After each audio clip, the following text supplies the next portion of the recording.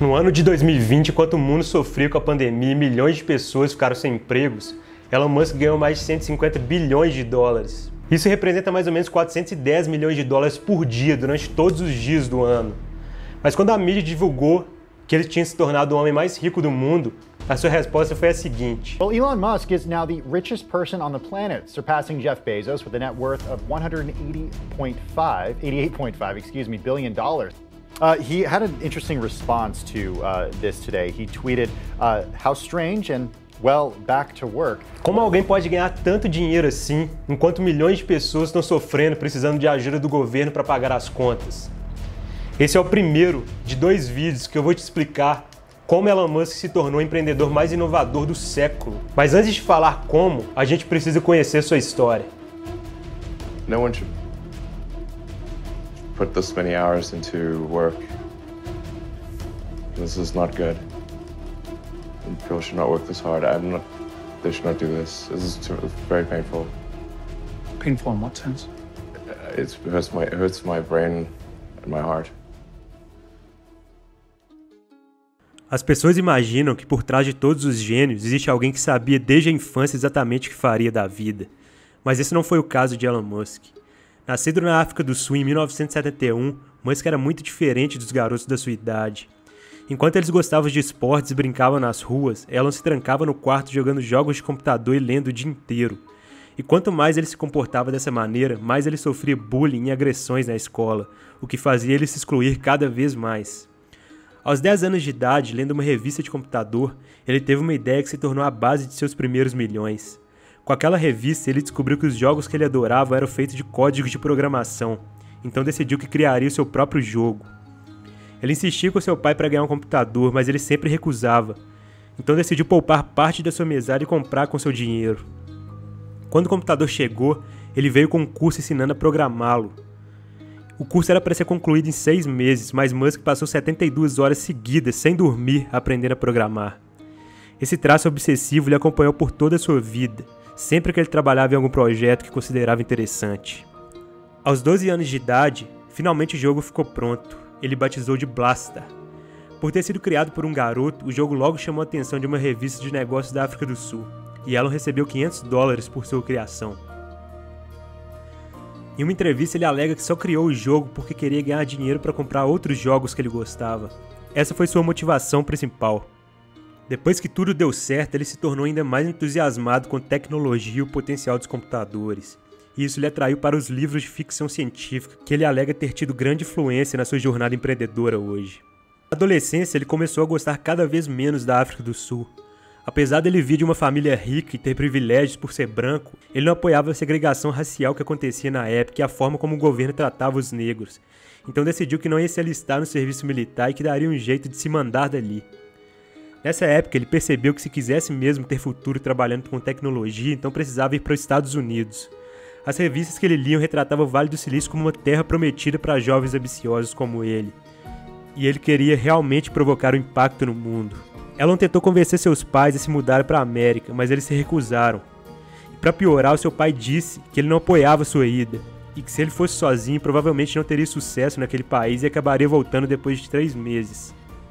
Mesmo assim, Elon Musk tirou a cidadania canadense que tinha direito por conta de seus avós maternos e comprou a passagem de avião, torcendo pelo melhor.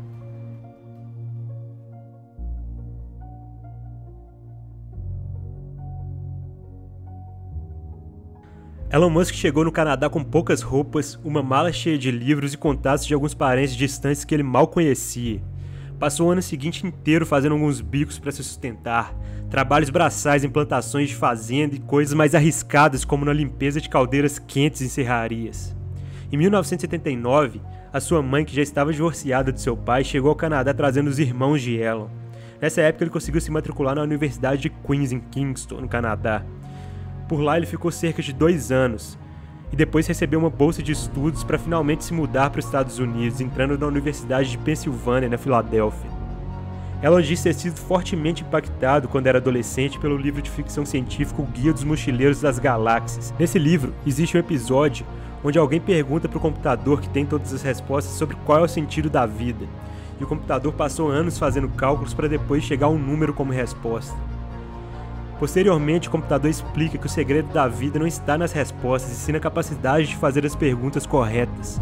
Elon Musk diz que essa lição filosófica é a lição mais importante que ele recebeu quando era jovem. Por isso, depois que formou na universidade em Física e Economia, ele se perguntou quais eram as áreas que ele acreditava que causariam mais impacto no futuro da humanidade, e chegou à conclusão que seria 5: a internet, a energia sustentável, a exploração espacial, especialmente fazendo humanos se tornar espécies multiplanetárias, a inteligência artificial e a reprogramação do genoma humano.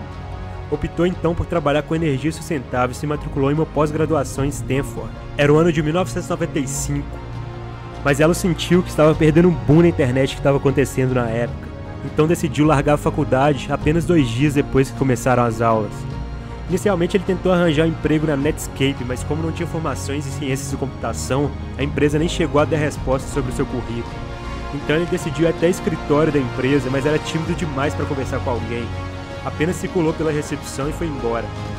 Voltou para casa naquele dia pensando que a única forma de trabalhar com a internet era se ele criasse a sua própria empresa, e foi assim que ele fez, junto com seu irmão Kimball. Nessa época, os irmãos não tinham dinheiro para alugar um apartamento e um escritório no Vale do Silício, então escolheram empreender.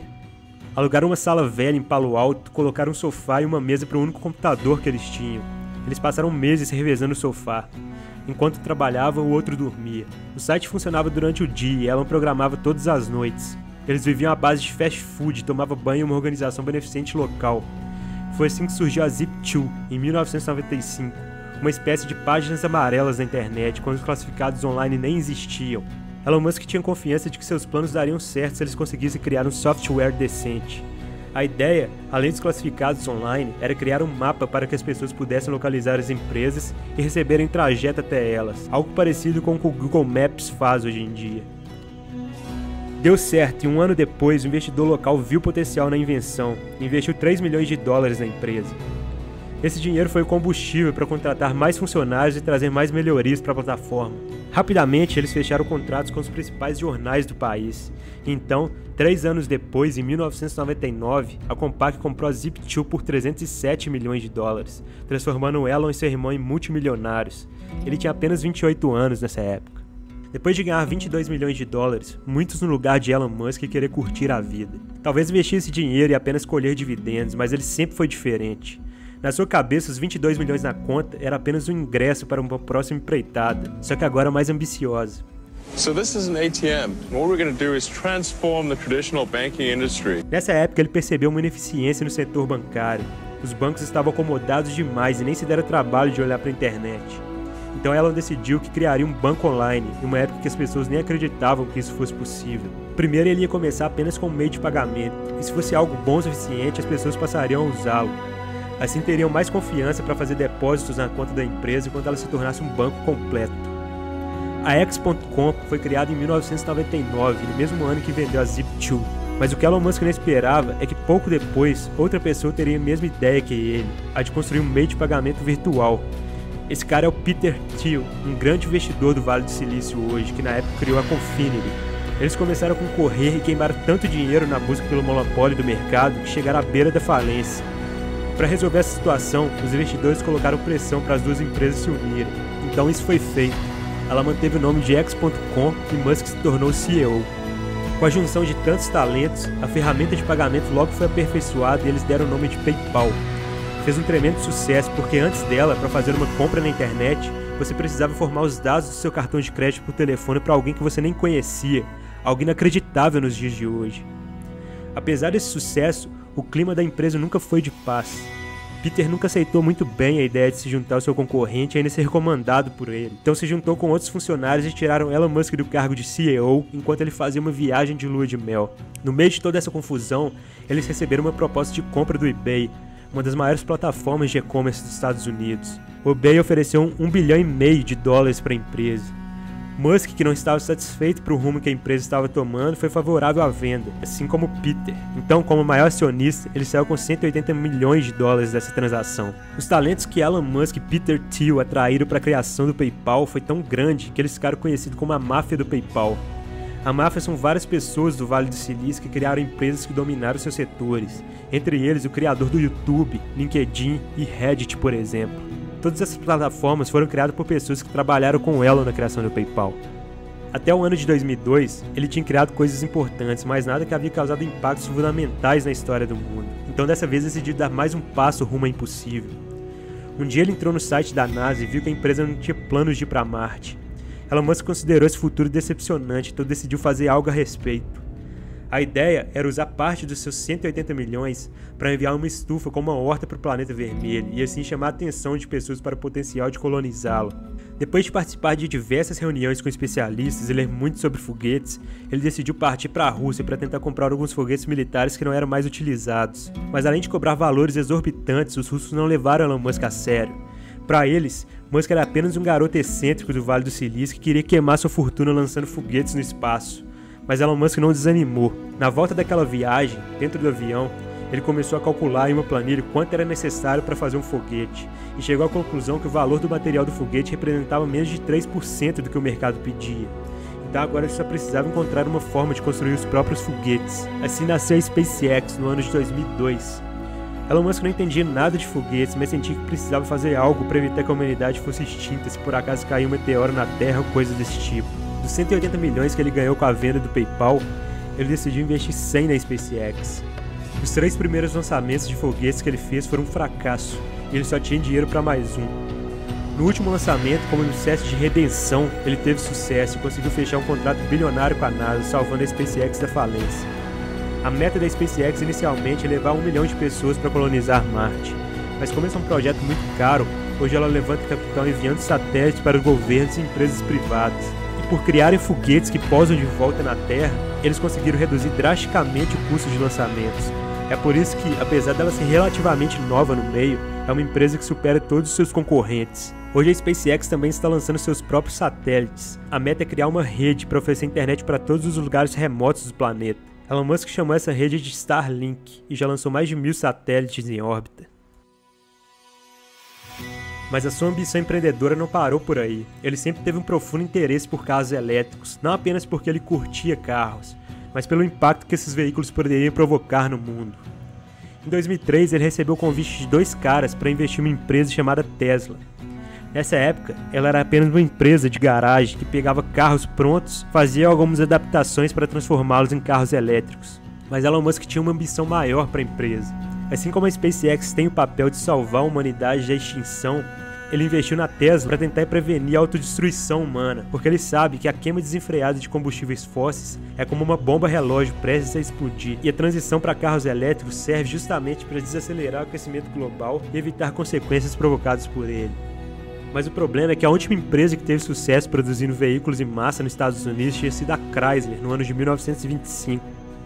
A probabilidade de ter sucesso entrando em um setor tão concorrido como o de automóveis era baixíssima, ainda mais porque ela não tinha tanto dinheiro assim para competir, ele só tinha cerca de 60 milhões de dólares disponíveis. A sua única alternativa foi criar um carro que deixava as pessoas empolgadas, por isso desenvolveu o protótipo do esportivo Roadster. Elon e seus sócios não tinham a mínima noção de como produzir carros em grande quantidade, por isso estouraram o prazo de entrega diversas vezes e subestimaram o custo da produção desses veículos. A Tesla ficou a dias da falência. Elon inclusive usou todos os 60 milhões que ele tinha para investir e precisou pedir dinheiro emprestado para amigos para pagar as contas básicas do dia a dia. I had the money from PayPal. I had like about 180 million from PayPal.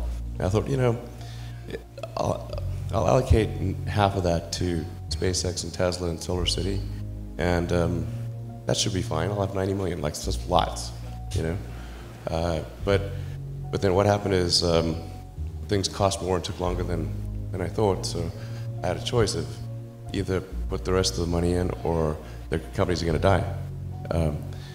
And it's like, so I ended up putting all the money in and borrowing money for rent from friends. 2008 was brutal.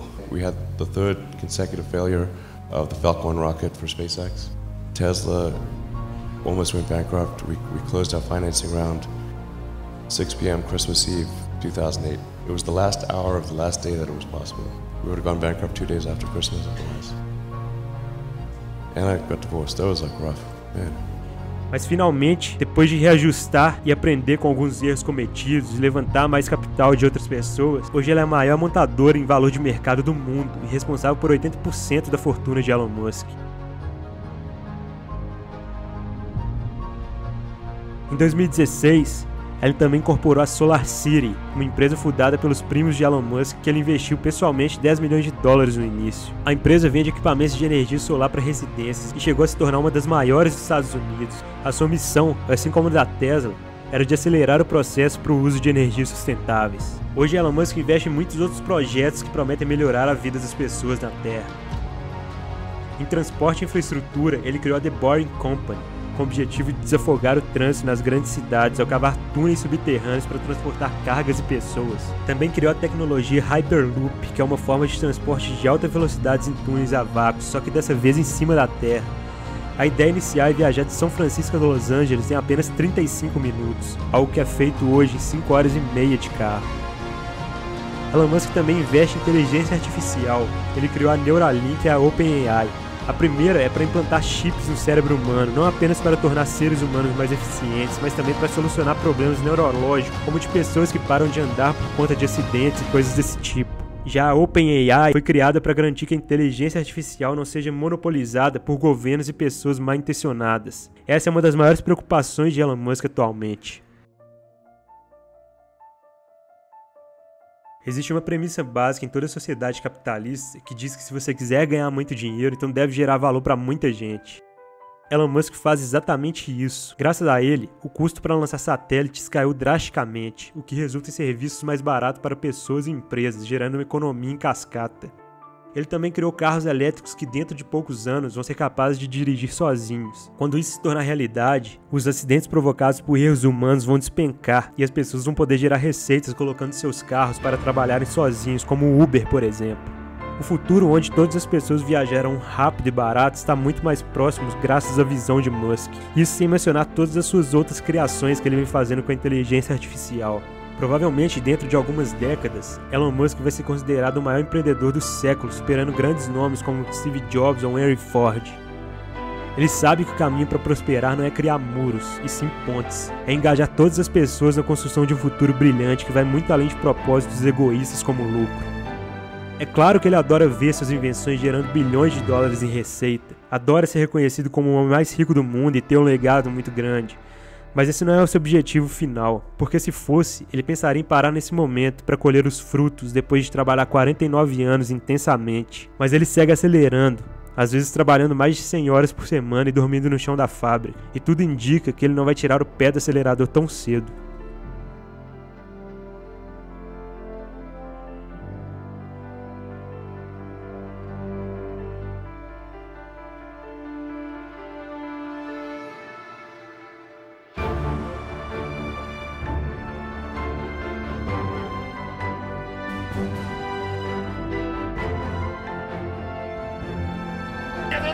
Where? Right there! Oh, wow, wow, wow! Oh, yeah! Come on down, baby! Woo! Got him, Dust?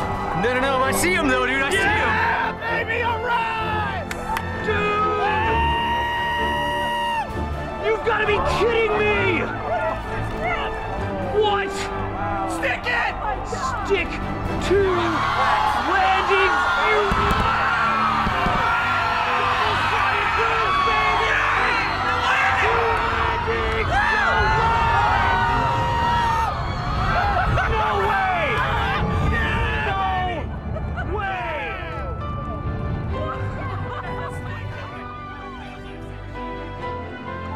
But I think people can choose to be not ordinary.